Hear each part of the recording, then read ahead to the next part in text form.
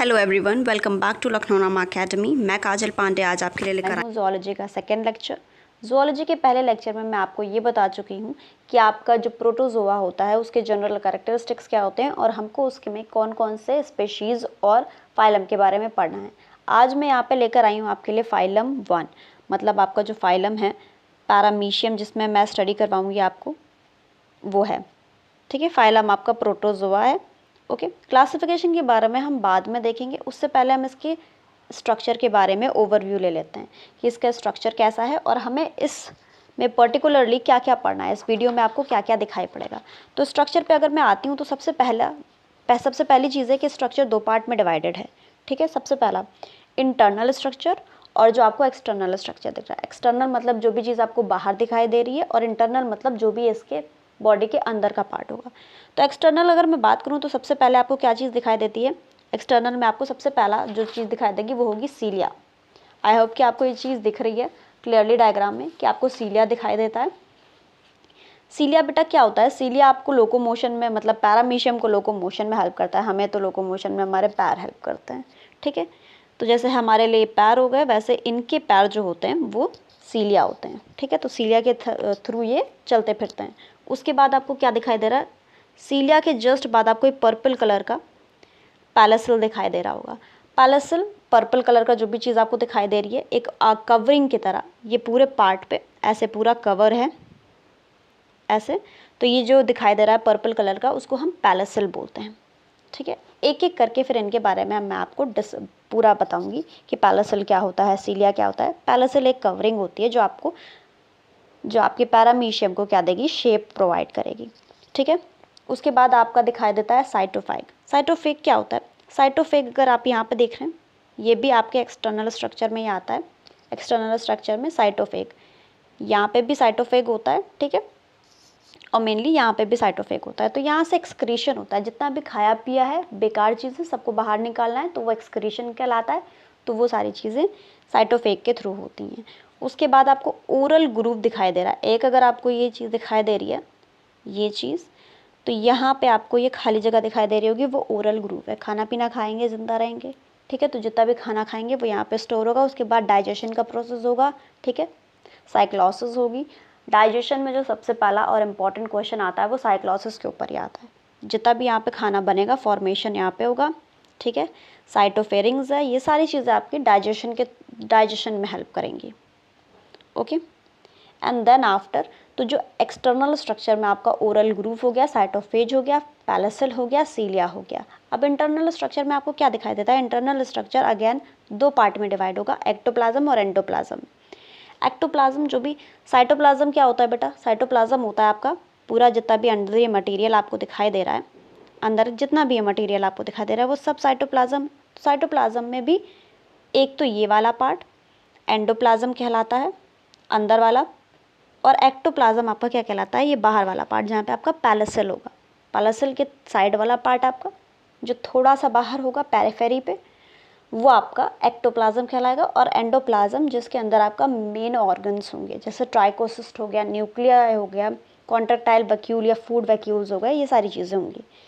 तो ये रहा आपका जनरल ओवरव्यू आपके पैरामीशियम के स्ट्रक्चर का। अब हम इसकी क्लासिफिकेशन पर जाएंगे, हैबिट एंड हैबिटेट पर जाएंगे, फिर एक एक करके हम इन्हीं स्ट्रक्चर्स के बारे में कायदे से देखेंगे। पैरामीशियम अगर मैं क्लासिफिकेशन देखूं तो फाइलम प्रोटोजोआ आता है। जैसा कि हमको पता है कि प्रोटोजोआ के जितने भी एनिमल्स होते हैं वो यूनिसेलुलर होते हैं।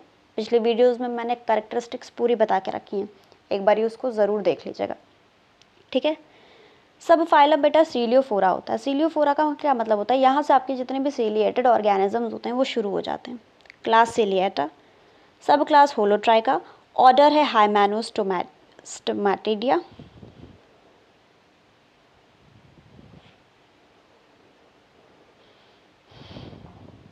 अगर मैं आपको ये बताऊं कि पैरामीशियम की क्लासिफिकेशन क्या होती है, तो पैरामीशियम की क्लासिफिकेशन होती है, फाइलम आपका होता है प्रोटोजोआ का। प्रोटोजोआ के जितने भी एनिमल्स होते हैं या ऑर्गेनिजम्स होते हैं मैं कहूँ तो वो यूनिसेलुलर होते हैं। ठीक है, सब फाइलम सीलियोफोरा होता है। सीलियोफोरा क्यों होता है बेटा? क्योंकि सीलिया प्रेजेंट होती है। क्लास भी आपका सीलियाटा हो जाता है। जैसे जैसे आप नीचे आते जाएंगे सब क्लास में, वैसे आपको डिफरेंट स्ट्रक्चर्स, मतलब जितने भी आपके ऑर्गेनिज्म होंगे उसमें different different structure, different functions दिखाई देने लगेंगे। होलोट्राइका है, होलोट्राइका का मतलब आपके न्यूक्लियस जो होते हैं वो 2 टाइप के होते हैं, ठीक है। उसके बाद ऑर्डर आ जाएगा, फिर जीनस पैरामीशियम स्पीशीज कॉर्डेटम।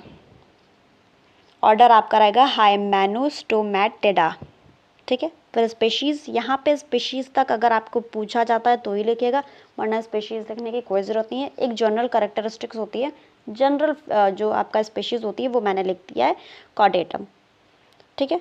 तो ये हो गया आपका। एंड देन आपको कैसे लिखना है, तो सबसे पहले आपको क्लासिफिकेशन लिखना होगा। अगर आपसे स्ट्रक्चर पूछा जाता है या पैरामीशियम के बारे में पूछा जाता है तो सबसे पहले आपको क्लासिफिकेशन लिखना है।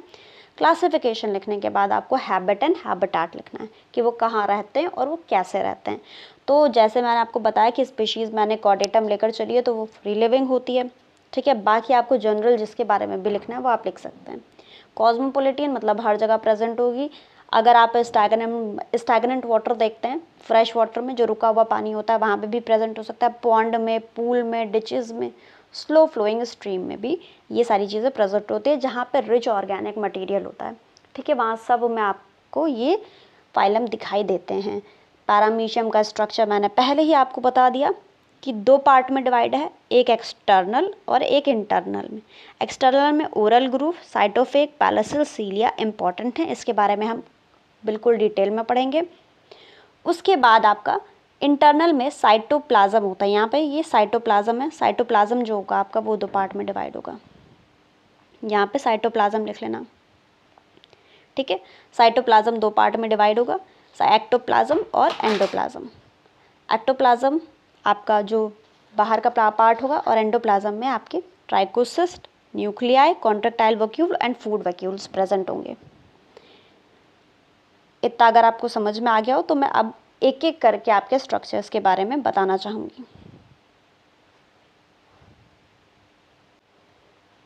अब आगे बढ़ते हैं हम एक्सटर्नल स्ट्रक्चर के बारे में। तो एक्सटर्नल स्ट्रक्चर में जो सबसे पहली चीज़ हमको देखनी है वो शेप और साइज़ देखना है कि कैसा शेप होता है और कैसा साइज़ होता है। तो जैसा कि आपने देखा होगा ऊपर के जो डायग्राम है, एक काम करिएगा कि डायग्राम आप बगल में बैठ के मतलब बना के रख लीजिएगा, तब ये सारी चीज़ें पढ़िएगा ताकि आपको ये अच्छे से पता चल जाए। यूनिसेलुलर होता है, माइक्रोस्कोपिक होगा। माइक्रोस्कोपिक क्योंकि आप इसको नेकेड आई से नहीं देख पाएंगे, माइक्रोस्कोप के ज़रिए अच्छे से देख पाएंगे।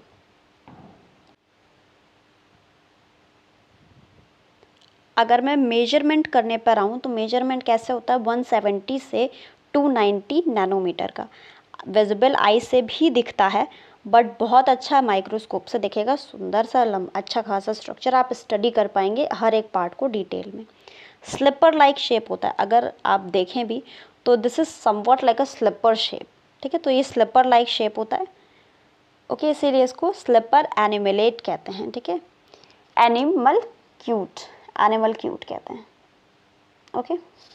एनिमक्यूल। बॉडी जो होती है वो डिवाइड होती है 2 पार्ट्स में, एक्सटीरियर एंड इंटीरियर में। एसिमेट्रिक होता है, मतलब सिमेट्री नहीं बैठ पाती, क्योंकि अगर आपने देखा होगा तो पैरामीशियम का साइज़ जो शेप जो होता है वो कुछ ऐसा होता है एंड देन आफ्टर वो कुछ ऐसा करके जाता है। तो ये एसिमेट्री, अगर मैं बीच से काटूंगी तो वो डिवाइड नहीं हो पाएगा, मतलब 2 इक्वल पार्ट में, ओरल ग्रूव की वजह से। फिर उसके बाद हम ओरल ग्रूव पे आ गए। ओरल ग्रूव क्या होता है, अगर मैं आपको दिखाऊं तो इसको ओरल ग्रूव बोलते हैं, ठीक है।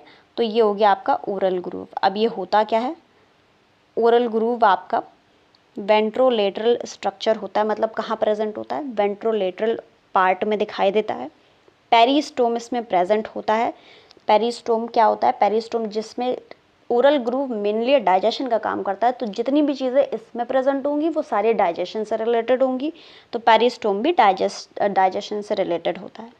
अगर मैं देखूं तो ये स्टार्ट होता है left side of interior end of the body और फिर एक्सटेंड करते करते वो middle part of the body तक पहुंच जाता है। कोनिकल फनल लाइक डिप्रेशन होता है, ऐसा फनल लाइक डिप्रेशन दिखाई देता है, ठीक है, क्योंकि बाकी बॉडी तो ऐसी होती है, तो ये फनल लाइक डिप्रेशन दिखाई देता है, ओके। फिर क्या होता है ये, उसके बाद अगर आप आगे देखें तो ये वेस्टिब्यूल में जाकर खुलता है। फिर वेस्टिब्यूल जो आपका होता है बकल कैविटी में खुलता है, बकल कैविटी साइटोफेरिंग्स में खुलता है, साइटोफेरिंग्स के बाद आपका एंडोप्लाज्म आ जाता है। उसके बाद खाना वाना बनने के बाद एक्सक्रीशन हो जाता है। अगर मैं इसको आपको स्ट्रक्चर को दिखाऊं तो मेरे ख्याल से आपको ज़्यादा समझ में आएगा। ओके, सारे नोट्स आपको प्रोवाइड हो जाएंगे, उसकी कोई चिंता नहीं है। अगर मैंने बोला कि ये आपका ओरल ग्रूव है तो ओरल ग्रूव क्या होगा बेटा, बकल कैविटी, ये आपकी बकल कैविटी है, यहाँ पे जाकर ओपन होगा। फिर उसके बाद साइटोफेरिंग्स आ जाएगा। साइटोफेरिंग्स में आपके जितना भी खाना आएगा तो यहाँ से ही आएगा, उसके बाद साइटोफेरिंग्स तक जाएगा ओरल ग्रूव के थ्रू, बकल कैविटी फिर साइटोफेरिंग्स, फिर एंडोप्लाज्म में जाएगा। ये आपका एंडोप्लाज्म हो गया। उसके बाद यहीं पे फॉर्मेशन ऑफ फूड होता है ताकि आपका वैक्यूल बन जाए। फिर यहीं से वैक्यूल बनकर आपको यहाँ पे दिखाई दे रहा होगा, ये वैक्यूल है, ये वैक्यूल, ये है, ये सब फूड वैक्यूल हैं जो बनते हैं यहाँ पे। तो फूड वैक्यूल का बनना वो होगा आपका एंडोप्लाज्म में। ठीक है, तो ये पार्ट जो है आपका एंडोप्लाज्म में चला जाता है, इसी वजह से यहाँ पे बताया गया है कि एक्टोप्लाज्म अलग होता है, ये एंडोप्लाज्म तक चला जाता है, इसलिए middle part of the body तक कवर कर लेता है ये। फिर साइटोफेज में आपका जितना भी डाइजेशन से रिलेटेड उसके बाद एक्सक्रीशन होगा वो आपका साइटोफेज में हो जाएगा। तो आई होप कि अब आपको ये चीज़ समझ में आ गई होगी। वेस्टिब्यूल, ये वेस्टिब्यूल ही होती है। ठीक है, यहाँ पे ये वेस्टिब्यूल होती है, इसमें आपका ओरल ग्रूव होता है, ओरल ग्रूव के बाद आपका बकल कैविटी, बकल कैविटी के बाद साइटोफेरिंग्स, साइटोफेरिंग्स के बाद एंडोप्लाज्म। ठीक है, फिर साइटोफेज के थ्रू आपका पैरामीशियम का जितना भी खाना होगा वो एक्सक्रीट हो जाएगा। अब साइटोफेज के बारे में भी पढ़ लेते हैं। साइटोफेज क्या होता है, अगर मैं देखूं तो ये right side of the body between the posterior and oral groove के बीच में प्रेजेंट होती है और ये बॉडी के एंड के पार्ट में, मतलब आपका एक्टोप्लाज्म में प्रेजेंट होगी। फंक्शन अगर मैं देखूं, फंक्शन क्या होता है, अगर इसका चीफ फंक्शन आता है तो ये क्या काम करता है, ये अनडाइजेस्टेड फूड को इंजेस्ट करता है। ठीक है, और ये एक्टिविटी परफॉर्म करता है जो आपका वेक्यूलर एक्टिविटी होती है, जिसको हम एक्सोसाइटोसिस बोलते हैं। एक्सोसाइटोसिस, इसीलिए इसको एनल स्पॉट भी बोला जाता है कि जितना भी आपका एक्सक्रीशन का काम होगा वो ये सारा यहीं से पूरा होगा। एंड देन आफ्टर हम आ जाते हैं पैलेसल पे। पैलेसल मैंने आपको पहले ही बता के रखा है कि ऊपर की बॉडी की कवरिंग होती है पैलेसल, जो पर्पल कलर की आपको दिख रही है। अब क्या होगा, फ्लेक्सिबल मेम्ब्रेन है आपका जो कवर करता है पूरे ऑर्गेनिज्म को, प्रोवाइड होता है डेफिनेट शेप। प्रोवाइड क्या करता है, this is a function actually. ठीक है, फंक्शन जो है वो ये पैरामीशियम को पर्टिकुलर शेप प्रोवाइड करता है, definite. Serve as a skeletal structure, skeletal structure देता है उसके बॉडी के पार्ट को। यूनिफॉर्म अपीयरेंस होता है, मतलब आपको ऐसा टेढ़ा मेढ़ा नहीं दिखेगा, ठीक ठाक यूनिफॉर्मली दिखेगा। अब मैं अगर ये लाइन आपको बताऊं तो ये लाइन मैं आपको डायग्राम के थ्रू बताना चाहूँगी कि ये कैसे बना होता है। तो ये हेक्सागोनल पार्ट होता है, हेक्सागोनल। ठीक है, कंपोज्ड ऑफ हेक्सागोनल पिट, और ये ऐसे ही ढेर सारे पिट्स दिखाई देंगे। ऐसा हेक्सागोनल पिट है। ठीक है, तो ऐसे ही आपको ढेर सारे पिट दिखाई देंगे। ओके, ऐसे करते करते फिर आपके ढेर सारे पिट्स बन जाएंगे। ठीक है, उसी में आपका सीलिया प्रेजेंट होता है, हर एक सीलिया, ईच सीलिया प्रेजेंट होगा, सिंगल सीलिएटेड होगा। ठीक है, मार्जिन जो होगा वो हेक्सागोनल का, वो स्लाइटली रेज्ड अप रिज्ड। यहाँ पे क्या लिखा हुआ है, ये जो आपके मार्जिन्स हैं वहाँ पे रिजेस बनी होंगी, ये रिजेस दिखाई दे रही हैं। ठीक है, तो ये रिजेस बनी हुई हैं, एल्व्यूलाई है। ठीक है, एल्व्यूलस जिसको बोलते हैं हम। और आपका ट्राइकोसिस्ट भी इसी रिजेस में प्रेजेंट होता है, इसी रिजेस में ओपन अप होकर निकलता है बाहर। ठीक है, तो ट्राइकोसिस्ट के बारे में भी हम पढ़ेंगे, because trichocyst is kind of important thing, इसीलिए मैंने स्टार बना दिया है पहले से ही। फिर सीलिया के बारे में पढ़ते हैं। सीलिया क्या होता है, जो बाहर आपको बॉडी में दिखाई दे रहा है, सीलिया, ये पूरा सीलिया आपको दिखाई दे रहा है, यहाँ से यहाँ तक यूनिफॉर्म होता है, फिर लास्ट वाले में थोड़ा बढ़ जाता है सीलिया, तो उसके बारे में भी हम पढ़ेंगे। सीलिया न्यूमरस होता है, बहुत ढेर सारा होता है, एक आध नहीं होता है कि आपको एक सीलिया दिखाई देगा। ठीक है, लॉन्गिट्यूडनल और अल्टरनेट होता है, और वैसे ही पैलेसल भी प्रेजेंट होता है सीलिया के अल्टरनेट में, एक एक करके। ठीक है, लेंथ अगर आप देखें तो 10 से 12 नैनोमीटर की होती है। ठीक है, सॉरी माइक्रोमीटर की होती है। फिर आपका हो गया बॉडी, तो बॉडी में कितने प्रेजेंट होते हैं, तो 10,000 से लेकर 14,000 तक प्रेजेंट होंगे। फिर अगर सीलिया देखा जाए तो दो टाइप के होते हैं, एक सोमैटिक सीलिया होता है, एक ओरल सीलिया होता है। सोमैटिक सीलिया जो होंगे वो आपके कंजुगेशन में हेल्प करेंगे, और जो आपका बॉडी सीलिया होगा वो लोकोमोशन में भी हेल्प करेगा, ठीक है। लोकोमोशन और सेंसिटिविटी, सेंसिटिविटी का मतलब क्या है कि इनका काम जो होता है मेनली अगर देखा जाए तो इनका काम होता है लोकोमोशन का, चलने फिरने का। सेंसिटिविटी का कि अगर कोई चीज़ आ रही है तो ये पता कर लेते हैं, ठीक है, कि हाँ वो चीज़ आ रही है, ओके। अगर मैं पैरेलल सेल का मैंने फंक्शन नहीं दिखाया, तो मैं अगर पैरेलल सेल का फंक्शन आपको बताऊं कि पैरेलल सेल का मेन फंक्शन क्या होता है, ठीक है। तो मेन फंक्शन जो होता है पैरेलल सेल का वो ये होता है कि पहली बात तो ये स्ट्रक्चर प्रोवाइड करते हैं, सर्व करते हैं, ये सब काम होता है इनका, ठीक है। कवरिंग प्रोवाइड करते हैं, तो ये सारा आपका पैरेलल सेल का काम हो गया। सीलिया का काम आपको सेंसिटिविटी और लोकोमोशन पता चल गया। ये था आपका एक्सटर्नल फीचर, ओरल ग्रूव, साइटोफेग और आपका पैरेलल सेल सीलिया। अब हम आते हैं इंटरनल में। इंटरनल में साइटोप्लाज्म जो होता है, पूरे बॉडी में साइटोप्लाज्म डिवाइड होता है, ठीक है। अब यहाँ पे अगर साइटोप्लाज्म देखा जाए तो जितना भी पैरेलल सेल के नीचे वाला पार्ट होता है वो सारा साइटोप्लाज्म का होता है। साइटोप्लाज्म दो पार्ट में डिवाइड होगा, एक्टोप्लाज्म और एंडोप्लाज्म। एक्टोप्लाज्म आउटर साइटोप्लाज्म होगा, साइटोप्लाज्म का आउटर बाहर वाला हिस्सा पेरीफेरी पे होगा, यहाँ पे पेरीफेरी लिख लेना, ठीक है, पेरीफेरी पे प्रेजेंट होगा, ठीक है। और उसके बाद जो भी आपका ट्राइकोसिस्ट और इंफ्रासेल्युलरी सिस्टम होते हैं वो सारे आपके एक्टोप्लाज्म में प्रेजेंट होते हैं। अगर एमसीक्यू आ गया और एक्टोप्लाज्म में ट्राइकोसिस्ट आया तो ट्राइकोसिस्ट प्रेजेंट होता है, एंडोप्लाज्म मत लगा कर आ जाना। एंडोप्लाज्म क्या होता है, वो inner part of the cytoplasm होता है, semi fluid, semi liquid fluid होता है आपका, जिसमें आपके बहुत ढेर सारे ऑर्गेनील प्रेजेंट होते हैं। माइटोकॉन्ड्रिया एनर्जी के लिए, Golgi apparatus, ribosome, food vacuole और कॉन्ट्रैक्टाइल वैक्यूल प्रेजेंट होगा। इतनी सारी चीज़ें प्रेजेंट होती हैं। अब जैसा कि मैंने बताया ट्राइकोसिस्ट एक इम्पॉर्टेंट चीज़ होती है, तो हम ट्राइकोसिस्ट के बारे में पढ़ेंगे कि ट्राइकोसिस्ट क्या होता है। पैरेलल सेल के आउटर रिज से निकलकर बाहर आता है, इतना पता आया था, ठीक है। माइन्यूट 4 मिलीमीटर का लेंथ होता है, फ्लास्क के शेप का होता है, ओके, फ्लास्क शेप का होता है। फ्लास्क शेप से ज़्यादा है कि अगर मैं तुमको डायग्राम बनाकर दिखाऊं तो वो ऐसा होता है, ऐसे शेप का होता है। तो ये हो जाता है तुम्हारा कैप, ऐसा ये आ जाता है स्पाइक, इसको स्पाइक बोल देते हैं। ये डायग्राम यहीं पे मैं बना दे रही हूँ, ठीक है, तो यहीं से बना लेना। इसको हम बोल देते हैं बेस, और ये आपका ऐसा एक शेप आता है शाफ्ट जिसको बोलते हैं, और ये लोअर रीजन पे ऐसा करके होता है, ठीक है, लोअर रीजन। तो ऐसा कुछ आपका ट्राइकोसिस्ट अगर एक निकाल कर देखा जाए तो ऐसा दिखाई देता है, ऐसा। अब ये क्या हो गया, embedded in the ectoplasm, ectoplasm में होता है, ठीक है, रखा रहता है, अल्टरनेट होता है बेसल बॉडी के साथ और परपेंडिकुलर होता है सरफेस ऑफ द बॉडी के साथ। आउटर रिज हेक्सागोनल डिप्रेशन, के आउटर रिज हेक्सागोनल डिप्रेशन आपका पैरेलल सेल में था, ठीक है। बेसल बॉडी फॉर्म आउट करता है, बेसल बॉडी भी मैंने बता दिया। जितना भी each contain elongated shaft and terminal conical bark covered with a cap, वो मैंने आपको स्ट्रक्चर से बता दिया।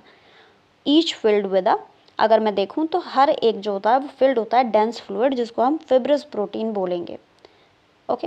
And now came up to the nucleus. Nucleus के बारे में देखते हैं। तो न्यूक्लियस का जो अगर मैं देखूं तो न्यूक्लियस में आपका नॉर्मल चीज़ होती है कि आपका जो सबसे इंपॉर्टेंट काम होगा न्यूक्लियस का वो होगा आपका कॉन्जुगेशन।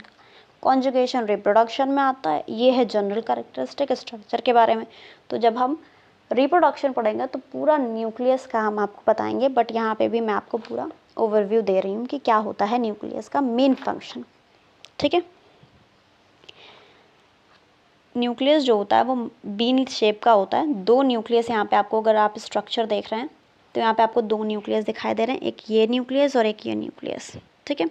एक माइक्रो न्यूक्लियस है, एक मैक्रो न्यूक्लियस है। माइक्रो और macro, micro small and macro big, दो तरीके के न्यूक्लियस दिखाई देंगे, उन्हीं के बारे में हमको पढ़ना। मैक्रो कैसा होता है, पॉलीप्लॉइडी शो करेगा, ठीक है, पर कंटेन करेगा आपका nuclei, contains many nuclei. Macro जो होगा बड़ा होगा, बहुत ढेर सारे न्यूक्लियाई प्रेजेंट होंगे, सोमैटिक होता है और वेजिटेटिव न्यूक्लियस बोला जाता है। ये कंट्रोल करता है पूरे मेटाबॉलिज्म, मतलब जितना भी काम होगा वो कैसे होगा, क्या कैसे एनर्जी आएगी, वो सारा ये कंट्रोल करेगा। Differentiation with in the animal, जितना भी सेल का डिफ्रेंसिएशन होगा, रिप्रोडक्शन का पार्ट होगा, वो सब यही डिवाइड करेगा, ठीक है। डिवाइड्स बाय एमाइटोसिस, एमाइटोटिकली डिवाइड करेगा। और कैसे डिवीजन होता है? बाइनरी फिजन के थ्रू। जितने भी ओल्ड होंगे वो डिसअपियर हो जाएंगे और वैसे ही न्यू बनकर तैयार हो जाएंगे, which is written over here. Conjugation के थ्रू होगा, ये भी यहाँ पे बता दिया गया है। माइक्रो कैसा होता है? Lies in the depression of the surface of the macro. Macro के ही डिप्रेशन ऐसा दिखाई देगा आपको कि यहाँ पे है, तो उसी के बाद ये शुरू हो जाएगा। स्फेरिकल और डिप्लॉयड होता है, जहाँ पे ये पॉलीप्लॉयडी होता है, ढेर सारी प्लॉयडी शो करेगा, यहाँ पे वो आपका डिप्लॉयड होगा, 2n होगा, ठीक है। एंड कंटेन रिप्रोडक्टिव एक्टिविटीज़, जितनी भी रिप्रोडक्टिव एक्टिविटीज़ होगी उसको आपका माइक्रो जो होगा न्यूक्लियाई वो कंट्रोल करेगा, ठीक है। अब आता है आपका कॉन्ट्रैक्टाइल वैक्यूल। कॉन्ट्रैक्टाइल वैक्यूल जो होते हैं वो आपके फूड वैक्यूल और कॉन्ट्रैक्टाइल वैक्यूल होते हैं, ठीक है। दो प्रेजेंट होते हैं, एक सिस्टॉल होता है, एक डायस्टॉल होता है। सिस्टॉल फेज और डायस्टॉल फेज, ठीक है, जहाँ से आपका पोर्स की तरह ये खुले रहते हैं। सिस्टॉल और डायस्टॉल अगर आपको दिखाई दिया जाए तो ये फीडर कैनाल है, आपको दिखाई दे रहा है पोस्टीरियर, जो आपके पीछे के पार्ट में डिवाइड होता है कॉन्ट्रैक्टाइल वैक्यूल, ठीक है। सिस्टॉल मूवमेंट दिखाता है। और एंटीरियर, ये वाला एंटीरियर है, ये वाला एंटीरियर है और ये वाला पोस्टीरियर है। तो दो कॉन्ट्रैक्टाइल वैक्यूल दिखाई दे गए। अब उसके बाद जहाँ पे आपका सीलिया था, वहीं पे आपका, मैंने बोला था ना कि सीलिया में क्या होता है, यहाँ से यहाँ तक तो आपको नॉर्मल दिखाई दे रहे होंगे, पर यहाँ पे कुछ ज़्यादा ही बड़े बड़े आपको सीलिया दिखाई देते हैं। तो ये जो बड़े बड़े वाले सीलिया हैं वो क्या बनाते हैं? कॉर्डल टफ ऑफ सीलिया बना देते हैं, ठीक है। बंच ऑफ सीलिया एक जगह इकट्ठे हो जाते हैं तो इसको हम कॉर्डल टफ बोलते हैं। तो आई होप कि ये स्ट्रक्चर में मैंने कुछ भी नहीं छोड़ा है, आपका स्ट्रक्चर पूरा एंड हो चुका है यहाँ पे। अब उसके बाद आपका जो इसके फिजियोलॉजिकल एक्टिविटीज़ होती हैं, जैसे आपका रिप्रोडक्शन, पैरामीशियम का रिप्रोडक्शन हो गया और पैरामीशियम का डाइजेशन हो गया, तो वो हम आगे आने वाली वीडियोस में कवर करेंगे। तो ये आपका एक स्पेशीज़ कवर हो गई, फाइलम कवर हो गया। उसके बाद मैं आपके नेक्स्ट फाइलम्स को कवर करूँगी और इसकी जितनी भी स्पेशीज़ हैं उसकी वीडियोज़ आती रहेंगी। तो hope this will be covered and you people, जितना भी यू पीपल नो इट, कि आपको जितना भी नोट्स हैं वो मिल जाएगा PDF फॉर्म में, ठीक है। आके बाकी के नोट्स के लिए आपको रजिस्ट्रेशन करना पड़ेगा। उसके बाद आपको नोट्स, आपको जितना भी मेंटोरिंग होगी वो सारी आपकी हो जाएगी। डाउट सेशंस, MCQ, PYQs, ये सारी चीज़ें वहाँ पे आपको मिल जाएंगी। And then after one more thing, कि अगर आपको वीडियो अच्छी लगी होगी तो कमेंट सेक्शन में बताइएगा कि क्या अपडेट्स चाहिए, ओके। वीडियोज़ रेगुलरली आती रहेंगी, एक एक करके हम लोग कोर्स पूरा करवा देंगे, क्योंकि काफ़ी ज़्यादा टीचर्स हैं, तो कोऑर्डिनेशन करने में कि किसकी वीडियोज़ आ रही हैं तो वो जल्दी ही आपका कवर अप हो जाएगा। नो डाउट कि आपका सिलेबस पूरा कवर होगा। लखनऊ नामा अकेडमी आपका पूरा का पूरा सिलेबस कवर कर देगी। अगर आपको ये वीडियो अच्छी लगी है तो thank you very much for watching. Thanks a lot.